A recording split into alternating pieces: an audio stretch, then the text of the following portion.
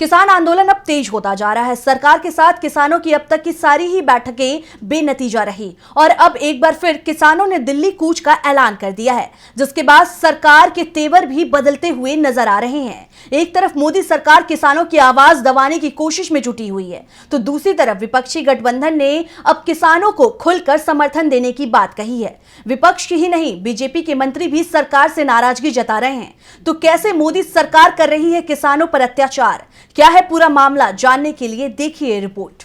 किसान आंदोलन का आज 8वां दिन है। 13 फरवरी से किसान अपनी मांगों को लेकर दिल्ली कूच पर अड़े हुए हैं, लेकिन सरकार भी उनकी तरफ कड़ा रुख करते हुए उन्हें बॉर्डर पर ही रोकने की कोशिश में जुटी हुई है। इसी बीच किसानों की सरकार के साथ 4 बैठकें भी हुई, लेकिन एक में भी बात नहीं बनी। सरकार किसानों को एमएसपी की गारंटी देने के लिए राजी नहीं है और उन्हें वापस से कॉन्ट्रैक्ट फार्मिंग का प्रस्ताव पेश कर रही है, जिसके खिलाफ किसानों ने पहले ही विरोध जताया था और किसानों ने सरकार के प्रस्ताव को ठुकराते हुए 21 फरवरी को एक बार फिर दिल्ली कूच का ऐलान कर दिया है। लेकिन इस बार भी सरकार ने सार्वजनिक व्यवस्था बनाए रखने के नाम पर किसानों की लोकतांत्रिक आजादी छीनने का फैसला लिया है। बताया जा रहा है कि गृह मंत्रालय के दबाव में इलेक्ट्रॉनिक्स एवं सूचना प्रौद्योगिकी मंत्रालय ने किसानों के विरोध प्रदर्शन से संबंधित 177 सोशल मीडिया अकाउंट्स को आपातकालीन रूप से ब्लॉक करने का आदेश दे दिया है। इससे पहले 2021 में भी सरकार ने किसानों के विरोध प्रदर्शन के मुद्दे पर रिपोर्टिंग करने वाले कई पत्रकारों के सोशल मीडिया अकाउंट को ब्लॉक कर दिया था, जिसके बाद हरियाणा के हिसार से भाजपा सांसद ब्रिजेंद्र सिंह ने